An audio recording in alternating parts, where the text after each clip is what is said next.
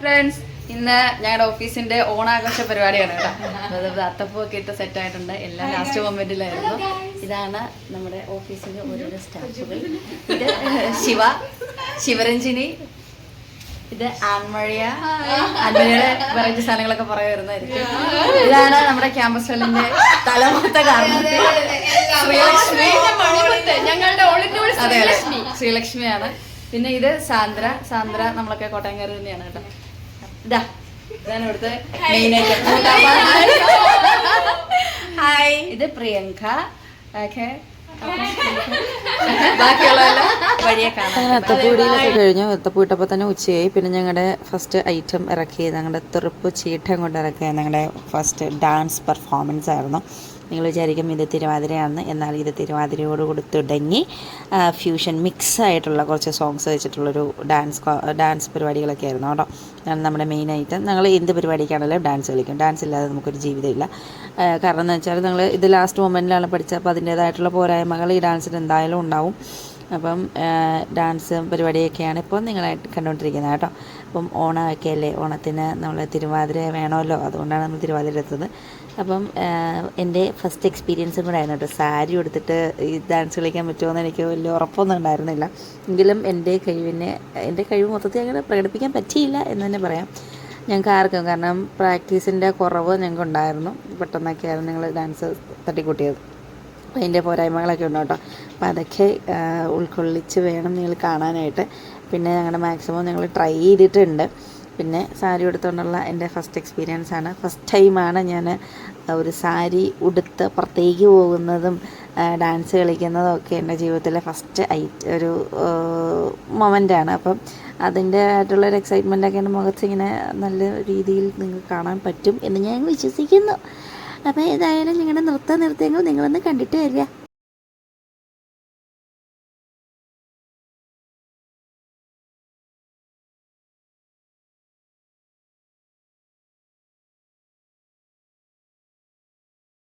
ഇതാണ് നമ്മുടെ ഗാനഭൂഷണം ആൻമരിയ.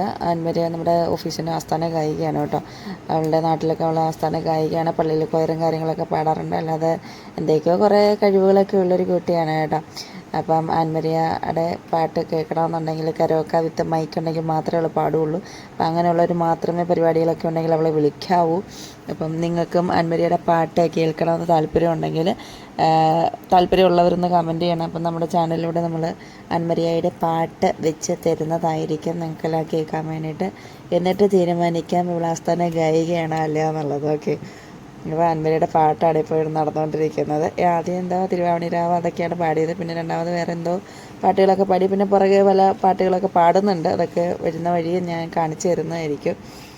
അപ്പം ഇതാണ് നമ്മുടെ ഓഫീസിൻ്റെ ആസ്ഥാന ഗായികയായ ആൻമരിയ ജോൺ ഫ്രം കോട്ടയത്തുകാരിയാണ് കേട്ടോ. അവളും ഡാൻസിനും പാട്ടിൻ്റെയൊക്കെ ശേഷം നമുക്ക് നേരെ ഫുഡ് കഴിക്കാനായിട്ട് പോകണം. കാരണം എന്ന് വെച്ചാൽ വിശന്നിട്ട് രക്ഷയുണ്ടായിരുന്നില്ല. അപ്പോഴാണ് ആര്യാസിൽ നിന്ന് ഫുഡ് വന്നത്. 21 കൂട്ടം കറികളൊക്കെ ആയിട്ടുള്ളൊരു കിടക്കാച്ചി സദ്യയായിരുന്നു കേട്ടോ. അടിപൊളി സദ്യയായിരുന്നു. അങ്ങനെ സദ്യയാണ് കഴിച്ചുകൊണ്ടിരിക്കുന്നത്. അപ്പം നമ്മൾ നിലത്തിരുന്നാണ് കഴിച്ചത്. അതിൻ്റെ ഒരു ബുദ്ധിമുട്ട് നമുക്ക് ഉണ്ടായിരുന്നു. കാരണം സാരിയൊക്കെ കൊടുത്ത് നിലത്തിരുന്ന് കഴിക്കൽ ഭയങ്കര ടാസ്ക് ആയിരുന്നു. പക്ഷേ അതൊക്കെ നമ്മൾ ഓവർകം ചെയ്തിരുന്ന് കഴിച്ചു. നല്ല ടേസ്റ്റുള്ള ഫുഡായിരുന്നു കേട്ടോ, ഒന്നും പറയാനില്ല. ചേച്ചി മാത്രമാണ് മേളിൽ കയറിയിരുന്ന് കഴിച്ചത്. നിലത്തിരിക്കാൻ ഭയങ്കര ബുദ്ധിമുട്ടായാണ് ചേച്ചി മേളിൽ കയറിയിരുന്നത്. ഇതിനിടയ്ക്ക് ഞാൻ ശിവയും ഫുഡ് കഴിക്കാൻ പോകുന്നതിൻ്റെ ചില പ്രയാസങ്ങളാണ് ഇപ്പോൾ നിങ്ങൾ കണ്ടുകൊണ്ടിരിക്കുന്നത്. കണ്ടില്ലേ? അയ്യോ, എന്തൊക്കെ. ഇത് ഞങ്ങളുടെ ആൻചേച്ചി നമ്മുടെ ക്യാമ്പസുകളിലെ മൂത്ത് തന്നെയാണ് കേട്ടോ. അതെ, 10 കൊല്ലമായിട്ടുള്ള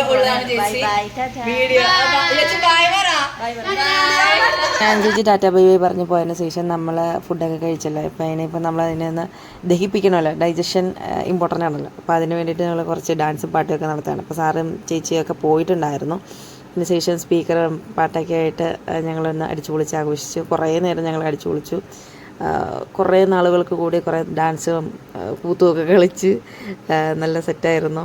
ഒരു അടിപൊളി ഓണം പരിപാടിയായിരുന്നു കേട്ടോ ഇപ്രാവശ്യം.